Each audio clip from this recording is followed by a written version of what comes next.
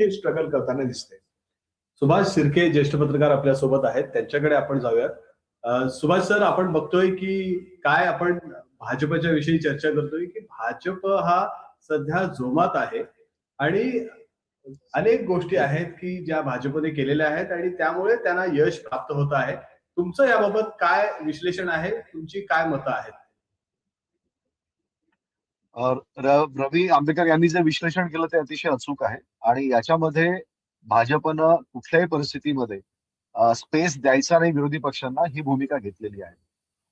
काँग्रेसच्या काळामध्ये कसं होतं की जगा आणि जगू द्या या प्रकारचं एक वातावरण असायचं आणि म्हणजे मी हे विचार करतो ज्या वेळेला जवाहरलाल नेहरू इतकं टोलेजंग व्यक्तिमत्व होतं, स्वातंत्र्य मिळालं होतं आणि त्यानंतर काँग्रेसला पूर्णपणे पहिले म्हणजे तीन इलेक्शन जे आहेत त्या स्पष्टपणे त्यांना निर्विवाद बहुमत त्यावेळेला मिळत होतं. पण त्यावेळी सुद्धा जवाहरलाल नेहरू यांनी विरोधी पक्षांचा आवाज दाबून ठेवला नाही. विरोधी पक्षांना त्यांनी स्पेस दिली. नुकताच एक मी माझ्या वाचनात आलं की जनरल करिअप्पा यांनी सरकारच्या बद्दल चांगलं बोललं एका सार्वजनिक कार्यक्रमामध्ये डेहराडून मध्ये. त्यावेळेला जवाहरलाल नेहरू यांनी त्यांना चिठ्ठी लिहिली की तुम्ही सरकारबद्दल अशा प्रकारे बोलू नका म्हणून, कारण तुम्ही जे बोलाल त्याचा लष्करावरती परिणाम होईल.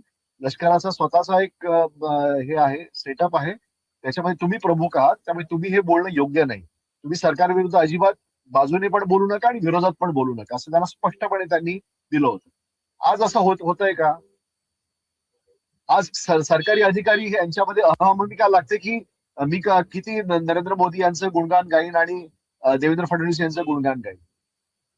तर ही जी स्पेस म्हणजे हे जे शिफ्ट आहे पूर्ण राजकारणामध्ये, की तुमच्याकडे प्रचंड प्रमाणामध्ये ताकद असताना सुद्धा तुम्ही विरोधकांचा आवाज हा त्यांना स्पेस द्यायला पाहिजे, हे भाजपनं संपून टाकलेलं आहे.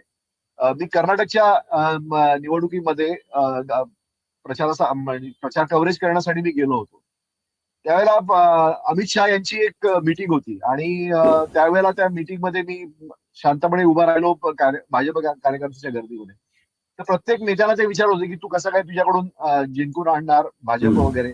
आणि त्यावेळेला तो नेता म्हणायचा की नाही नाही मी अमुक करणार, मी तमुक करणार. ते त्यावेळेला ते त्याला दाखवायचे की तुझ्याकडून एवढ्या एवढ्या लोकांना मदत झालेली आहे, एवढे एवढे तुझे जे इतर पक्षातले नेते आहेत त्यांना तू मदत केलेली आहेस.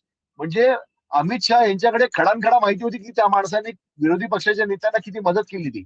आणि त्याला सांगितलं की याच्या पुढे जर तुला पक्षाचं तिकीट पाहिजे असेल किंवा भाजपमध्ये राहायचं असेल तर अशा प्रकारे कोणाला मदत करता कामा नये. याचा अर्थ डाऊन द लाईन पूर्णपणे क्लिअर आहे की भाजपला बाकी इतर पक्षांना स्पेस द्यायची नाहीये. गोपीनाथ मुंडे टाईपचं जे राजकारण होतं की एकमेकांना सांभाळून करायचं, विलासराव देशमुख गोपीनाथ मुंडेंना सांभाळायचे आणि गोपीनाथ मुंडे विलासरावांना सांभाळायचे, असं या भाजपमध्ये नाहीये.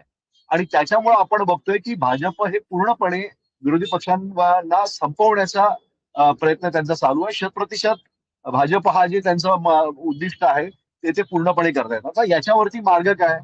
याच्यावरती मार्ग हाच आहे की जनतेपर्यंत जाणं आणि त्यानंतर त्यातून उभं राहणं विरोधी पक्षांनी. पण हे करण्यासाठी जी पाय रोवून जनतेत जाण्याची प्रवृत्ती लागते ती प्रवृत्ती आजच्या नेत्यांमध्ये नाही, कारण त्यांना क्विक सगळ्या रिझल्ट पाहिजेत आणि ताबडतोब त्यांना मोठं व्हायचंय आणि त्यांना पैसा कमवायचा आहे. आज मुंबईमध्ये एक इमारत बांधली तर तुम्हाला एक 50-60 कोटी रुपये आरामात पटकन नफा होऊन जातो. तुमच्या काही पिढ्या त्याच्यामध्ये त्यांची जी हे आहे पूर्तता जी आहे पुढच्या पिढ्यांच्या साठी तरतूद त्याच्यामध्ये होऊन जाते.